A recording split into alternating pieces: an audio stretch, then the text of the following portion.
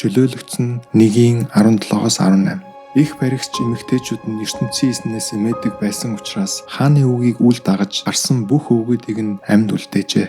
Шифрахан их баригч боол эмэгтэй байсан. Фароны тушаалаар израильчүүдийн нялх үгүүдийг үе олноор нь алж устгах тушаал аваад байсан хэдий ч ертөнцийн эзнийг эмээн хүндэтгдэг байсан учраас нялх үрсийн амьд хүрэлгүйгээр хамгаалж аварч байсан зоригтой эмэгтэйчүүдийн нэг билээ. Мөнхийн эзэн энэ бүсгүйн зориг түүнд итгэж найдах итгэлийг харж амьдралд нь туслан гэр бүлтэй болгон шагнасан байдаг. Хэнийгч анзаараагүй байхад таны хийсэн бяцхан үл анзаарагдах үйлдэл их эзэнд үн цэнтэй. Таны мөнхийн эзнээс имэж түүнд дуулууртай байсан зориг, итгэл тань нийгэмд гэрэл болон нөлөөлдөг гэдгийг үргэлж санаарай. Шифрахын түүхэн бидэнд мөнхийн эзэнд итгэж найдаж, тууштай байх нь хүчрхэг үр дүн авчирдаг гэдгийг сануулдаг. Мөнхийн эзэнтэй ярьцгаая.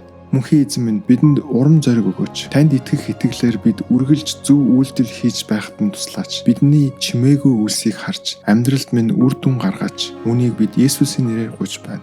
Амен.